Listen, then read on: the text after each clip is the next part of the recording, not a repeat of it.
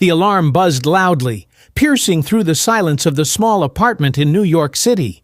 James groaned, throwing an arm over his eyes. Another day, another predictable routine. He would get up, get dressed, head to work, come back exhausted, and repeat the same cycle. Life had become a monotonous rhythm, void of excitement or joy.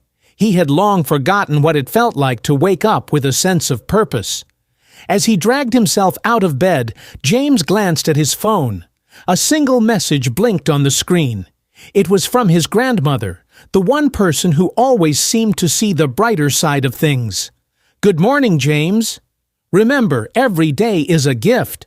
That's why it's called the present." James chuckled dryly. "A gift? More like a curse," he muttered. He quickly typed a response. "Thanks, Grandma. Have a great day." He didn't believe in her words, but he didn't want to disappoint her with his cynicism. The day proceeded like every other. He endured his tedious job, nodding at colleagues without truly engaging.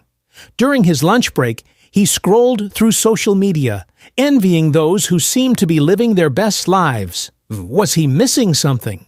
Was there some grand secret to happiness that had eluded him? That evening, James decided to take a different route home. As he walked past Central Park, he noticed an elderly man sitting alone on a bench, feeding the pigeons. Something about the man's peaceful expression intrigued him, so he hesitated before finally approaching him. "Mind if I sit?" James asked. The old man looked up and smiled. "Of course not. Plenty of room for company." James sat, watching the birds peck at the breadcrumbs. A rabbit suddenly hopped into view, nibbling on a carrot someone had left behind. Nearby, a raven perched on a tree branch, watching the rabbit with keen eyes. "You come here often?" James asked. "Every day," the man said. "Been doing this for years." James frowned. "Doesn't it get boring, doing the same thing over and over?" The old man chuckled. "I suppose that depends on how you look at it. I see it as a blessing." "A blessing?" James scoffed. "I wake up every day and do the same thing. Work, eat, sleep. It feels like a cycle that never ends. What's the blessing in that?" The old man smiled knowingly. "I once thought like you. I was always looking for something bigger, something better. But then I had a heart attack.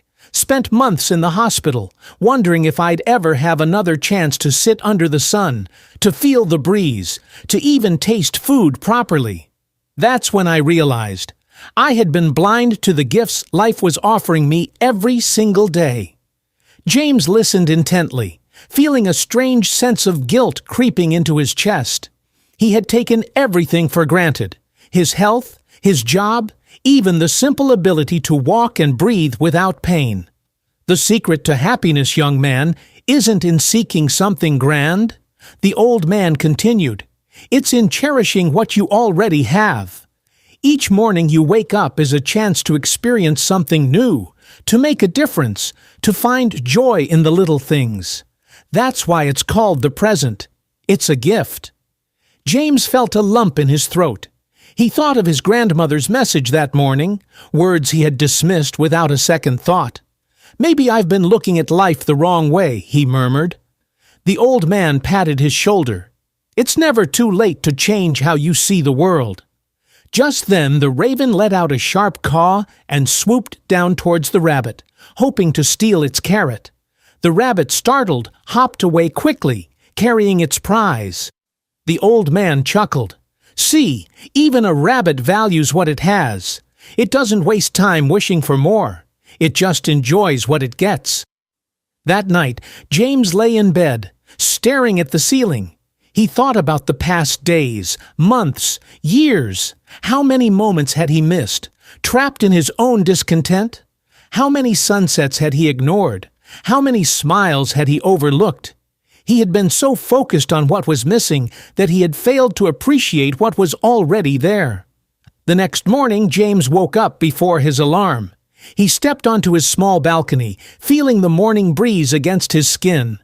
The city was just beginning to stir, the golden sunlight painting the sky with hues of orange and pink. It was beautiful. For the first time in years, he smiled. And for the first time in years, he felt truly alive. From that day forward, James made a promise to himself. He would cherish each moment, no matter how small. He would find joy in the ordinary, gratitude in the mundane. Because now he finally understood the greatest gift he had was today.